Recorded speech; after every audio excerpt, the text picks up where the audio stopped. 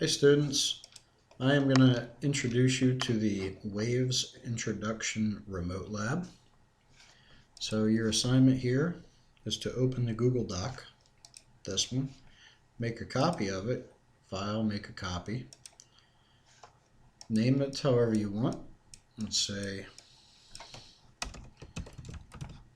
Jack's Wave Intro Remote Lab, and share it with your teacher. I'm going to close out the original. It'll open it up.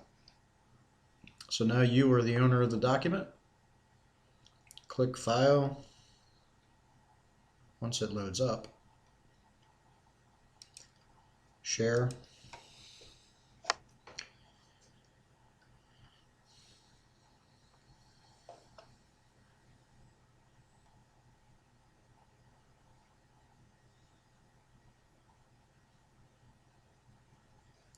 And share it with your teacher. Got it? Done. Okay. So I gave you 2 introductory videos to watch to help with this. They're both pretty good. I picked them amongst 30 or such videos that would help you. So the first thing that we need to do is read our learning goals. Make waves with water, sound, light, and see how they're related. We're going to talk about wave properties using common wave words, common vocabulary for that. We're going to explain how changing the frequency and amplitude affects the characteristics of the wave, and design an experiment to measure the speed of the wave. I did not write this assignment. Looks like Miss Trish Loblain over at the University of Colorado has written it.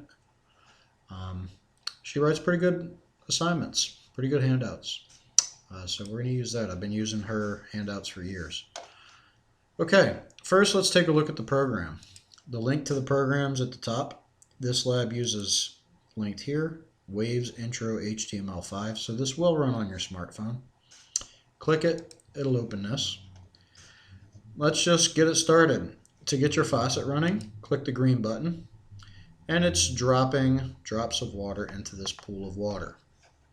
You've got some tools to do some measuring with. You can take out your measuring tape here. It's defaulted at 1 centimeter. You have a timer here. And here you have a water level meter over time.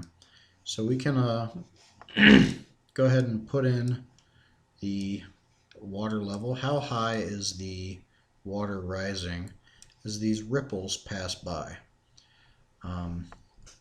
So it's basically telling you that the water's going down. What happens if you take one of those out? So as ripples go by,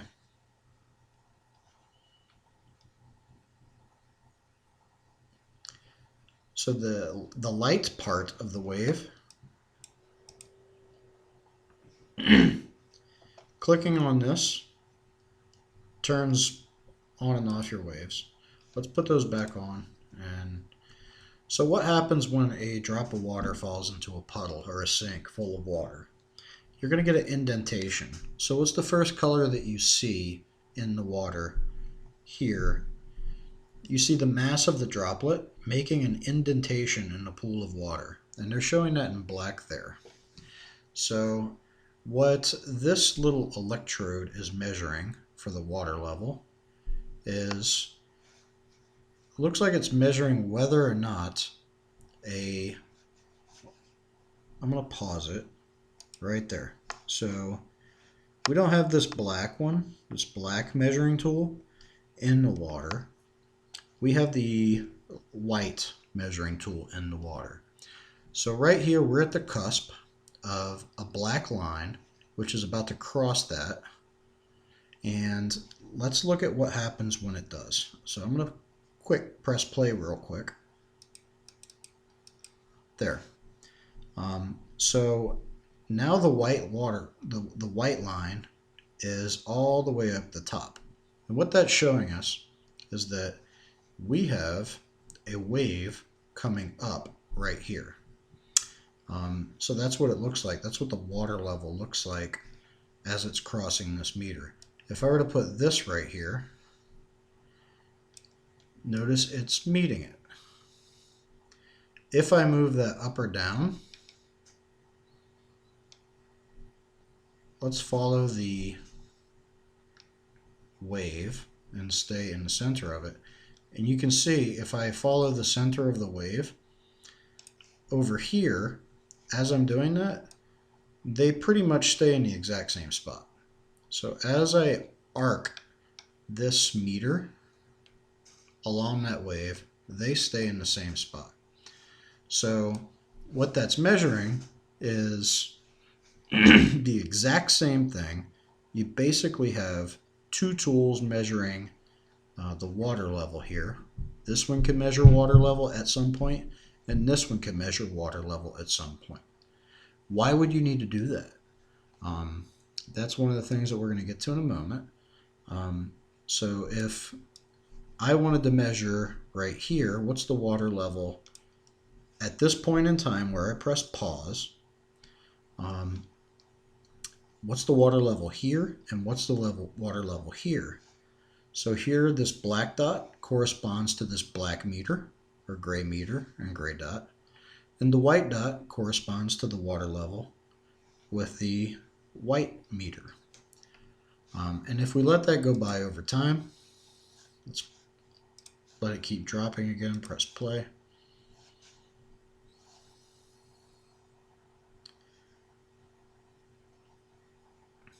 Oh, that's interesting. Now we had seen a little bit of what's called interference, which we'll probably get to later on in the lessons with this. So here we're seeing the water level at these different points, which are basically, I have this offset by about one wave.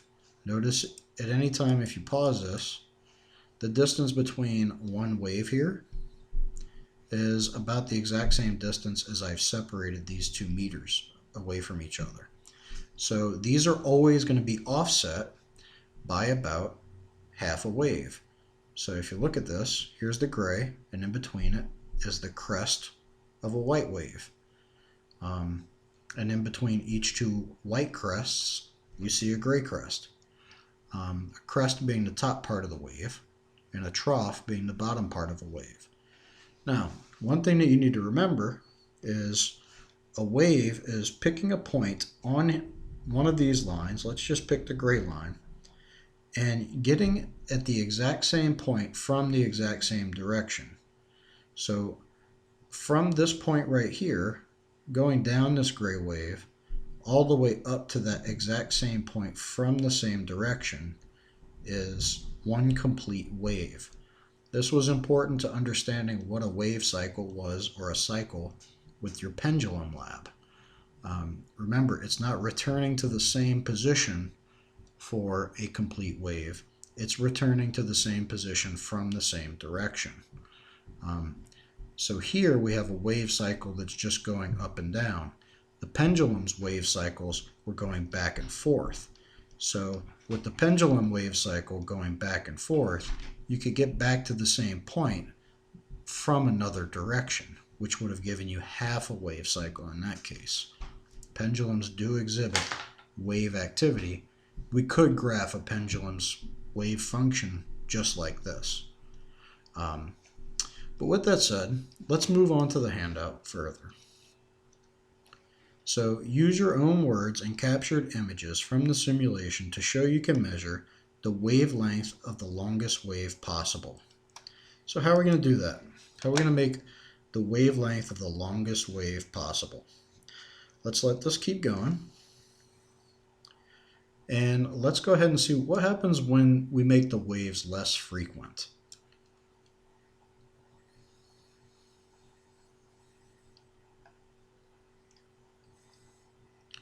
So one wave seems to be here and here. Let's pause it. We're going to have to pause it.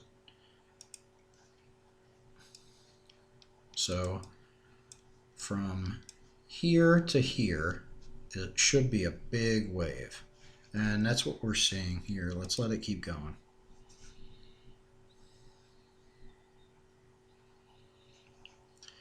And we see here on our water level meter that we've got some big waves being made. Let's go ahead and make the amplitude of this wave as big as possible by increasing the amplitude. And we might want to adjust the meters when we do this.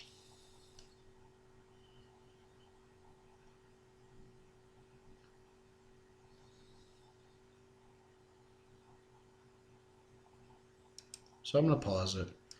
Between here and here, we have a big wave. That distance from this point to this point looks like 4.5 centimeters. That is the going all the way up and all the way down. But think about a wave. That is not a complete wave. The indentation is actually part of a wave. So if we were to keep going, we could say that this is half of the wave. Notice here's the gray part going up. The other half would be twice as long as this.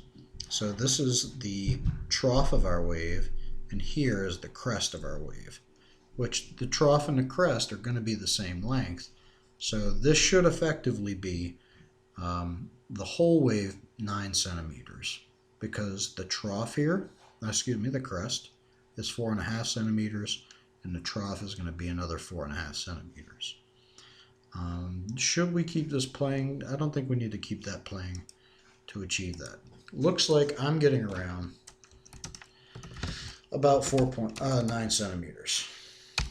9 centimeters, or 4.5 times 2. What's the shortest wavelength possible? So think about, we are measuring length of the wave.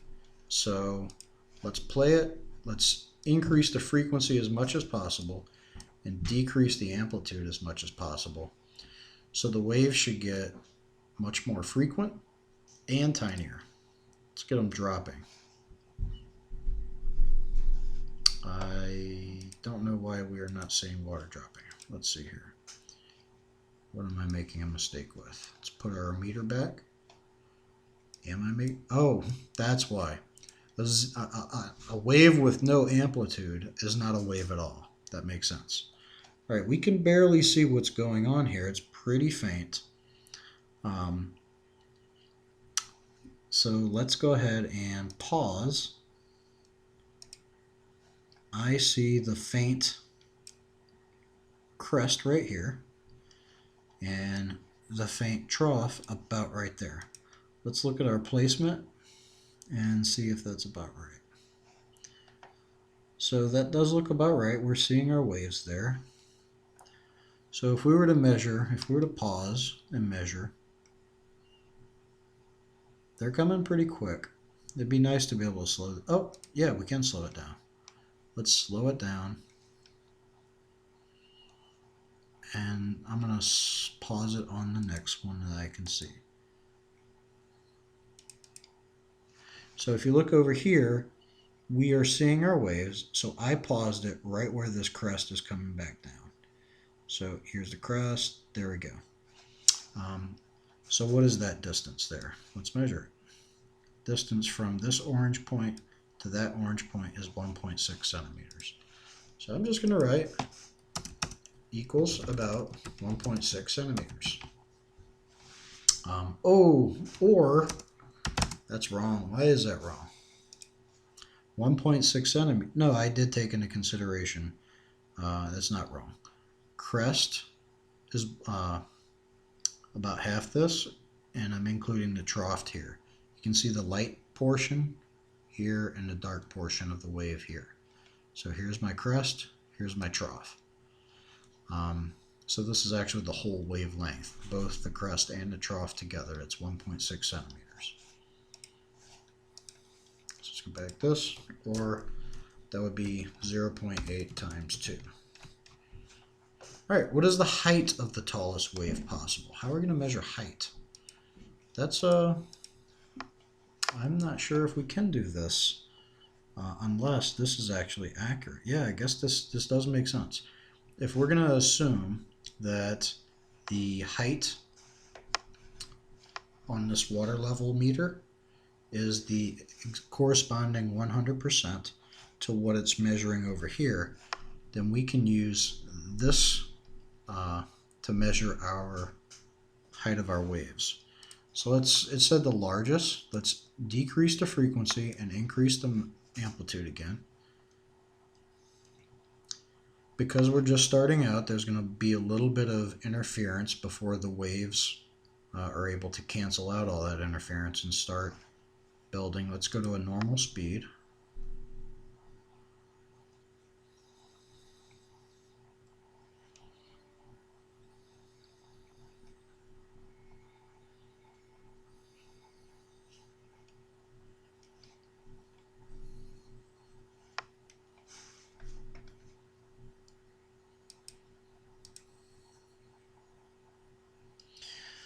So you should think about the middle of the wave, the part where there are crests above it and troughs below it. The middle of the wave is your baseline, and that would be where flat water is.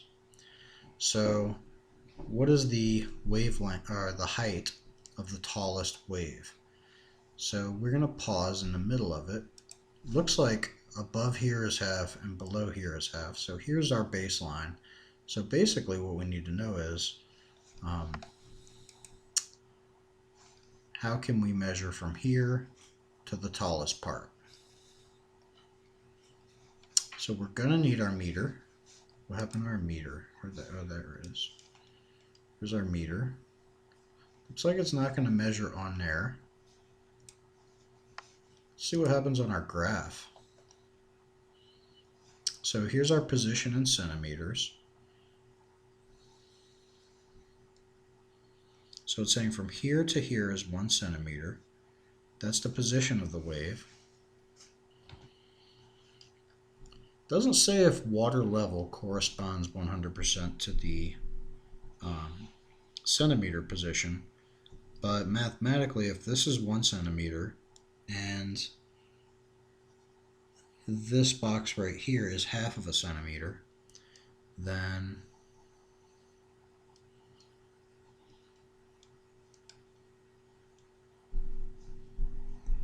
this wave is our biggest.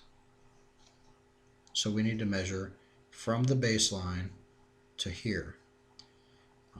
From one box across is 1 centimeter, so 2 boxes up should be 2 centimeters.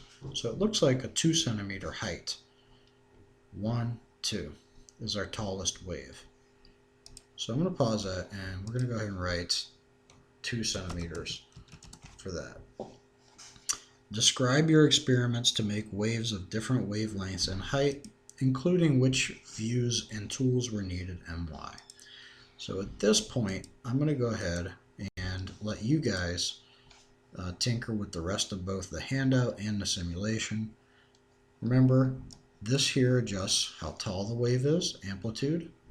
The larger this value, the taller your waves are going to be. Frequency makes your waves more frequent. If you increase this, you're going to get more frequent waves. Let's go ahead and see what those look like when we do both of them. More frequent waves. Notice the waves are happening faster. So that's higher frequency.